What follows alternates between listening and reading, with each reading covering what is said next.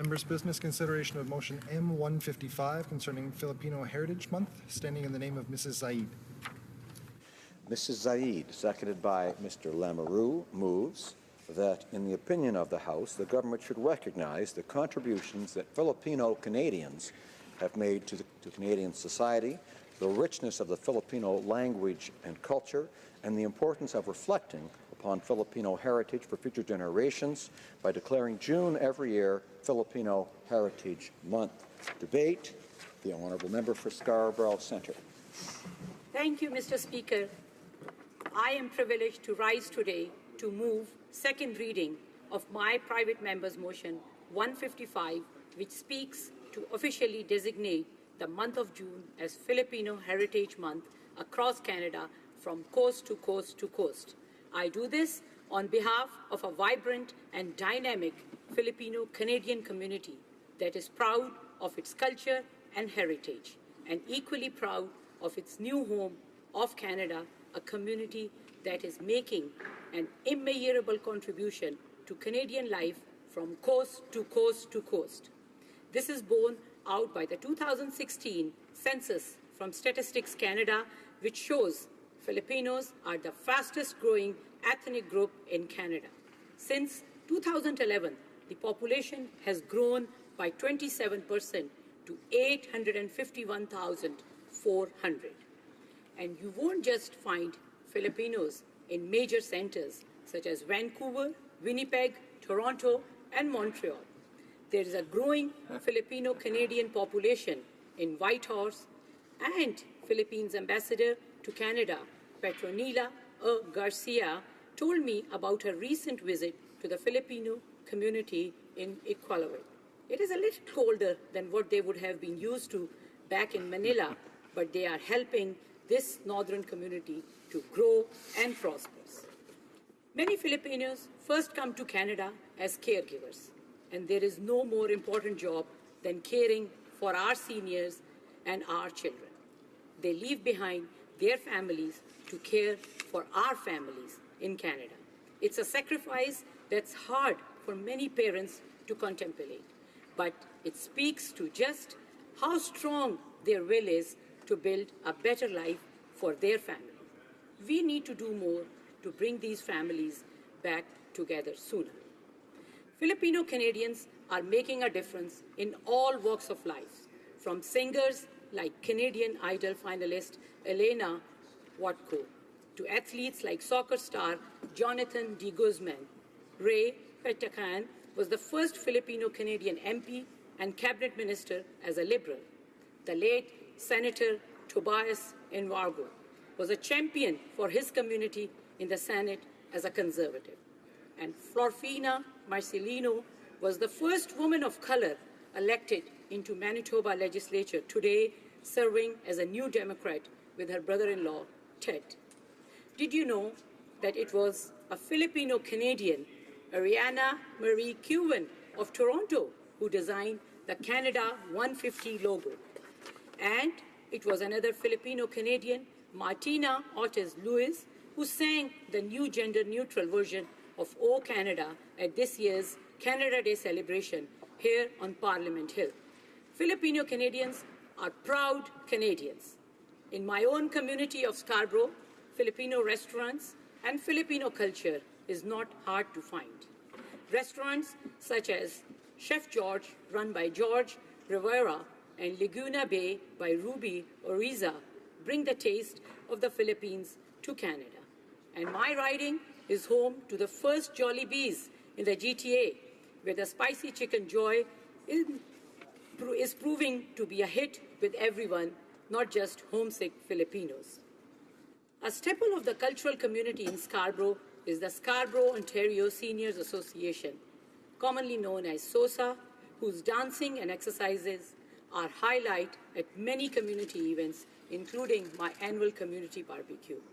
And the Filipino Center, a key community hub offering support for seniors and students that works to keep the Tagalog language strong, recently located to Scarborough after many years of serving the Filipino community in downtown Toronto.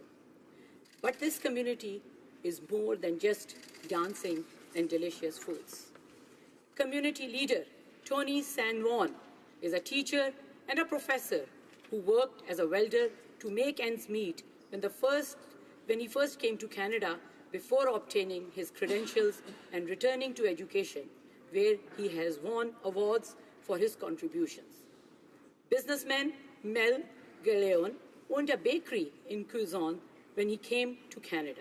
He and his wife, Flor Vendiola, began making Filipino pastries, which they sold at many community events. They grew this business into FV Foods, a household name with several grocery stores in the GTA. Rolly Memante used to work at the Philippine Consulate General Office in Toronto and later became an unofficial ambassador for Filipino culture. After retirement, he founded the Philippine Cultural Community Center and was instrumental in creating Taste of Manila, the annual street extravaganza of Filipino culture and food that attracts people from across North America to Toronto. Norma Carpio is a long-time advocate for Filipino Canadians. She spearheaded having the Philippines as a feature country at the CNE in 1998 and led the Philippine Independence Day Council, known as PIDC, which organizes an annual celebration of the Philippine National Day. She has organized many events and is always a key fundraiser when natural disasters strike the Philippines, working to help those in need. Munina Lim Serrano was president of the Philippine Chamber of Commerce Toronto and has served the community on the Toronto Police Services Board and the College of Nurses, Ontario. She was appointed Ontario Business Ambassador by former Ontario Premier Mike Harris and was part of former Prime Minister Jean Chrétien's team Canada Trade Mission to the Philippines. I would go on and on, Mr. Speaker. The Filipino people have a rich and vibrant history and culture and are making outstanding contributions to Canada. It is past due that we recognize the contributions of this community with their own Heritage Month, celebrating Filipino Heritage Month across Canada. After many consultations with the community, we chose the month of June because it is on June 12th that the Philippines celebrate its Independence Day. It was on June 12, 1898, that revolutionary leader Emilio Aguinaldo proclaimed the independence of the Philippines from Spanish rule. A number of other cities across Canada, including the city of Toronto, have also already recognized June as Filipino Heritage Month. Mr. Speaker, I would like to thank the many people who have offered their support for M155 since I first announced its introduction and who have worked hard in their own communities to build support with petitions and by pursuing similar initiatives in their own towns and cities. A Filipino-Canadian councillor in Kitimat, British Columbia, Edwin Empanado, was an early supporter of motion M155, and he spearheaded a motion at Kitimat City Council in February declaring that the District of Kitimat supports motion 155. Thank you to Edwin and Mayor Phil Gurmat for your leadership on this. And in Montreal, City Councillor Mervyn Rotran worked to pass a Filipino Heritage Month motion at Notre-Dame-de-Grâce Borough Council in February, and the local Filipino Community Center community came together for highly successful celebrations this past June.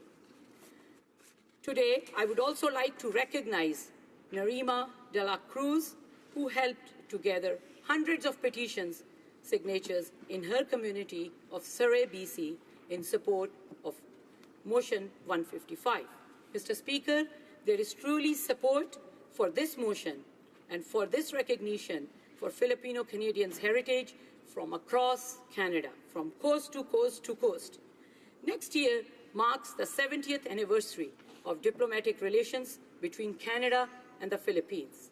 And what better way to recognize this milestone than to officially recognize June as Filipino Heritage Month across Canada.